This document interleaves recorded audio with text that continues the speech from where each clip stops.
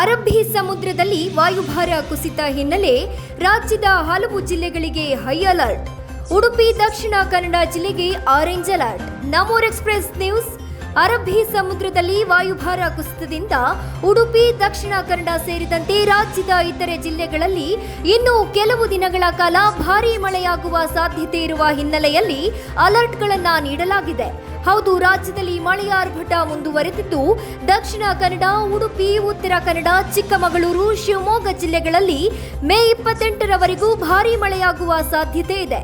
ಉಳಿದ ಜಿಲ್ಲೆಗಳಲ್ಲಿ ಸಾಧಾರಣ ಮಳೆಯಾಗಲಿದೆ ಎಂದು ಹವಾಮಾನ ಇಲಾಖೆಯು ಮುನ್ಸೂಚನೆ ನೀಡಿದೆ. ರಾಜ್ಯದ ಕರಾವಳಿ ಭಾಗದಲ್ಲಿ ಮಳೆಯ ಪ್ರಮಾಣ ಹೆಚ್ಚಾಗುತ್ತಿದ್ದು ಮೇ 22ರಂದು ರೆಡ್ ಅಲರ್ಟ್ ಘೋಷಿಸಲಾಗಿತ್ತು.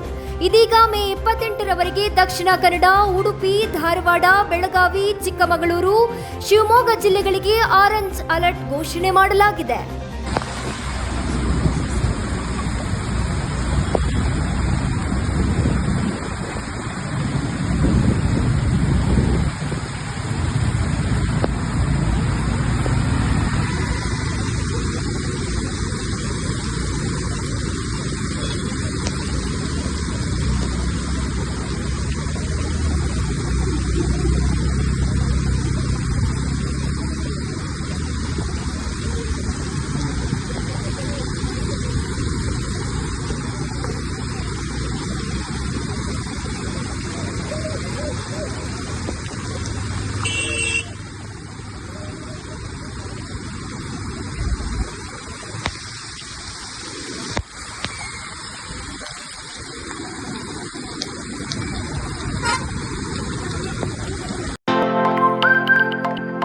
ನಮ್ಮೂರ್ ಎಕ್ಸ್‌ಪ್ರೆಸ್, ನಿಮ್ಮ ಸುದ್ದಿಯ ಜೊತೆಗಾರ.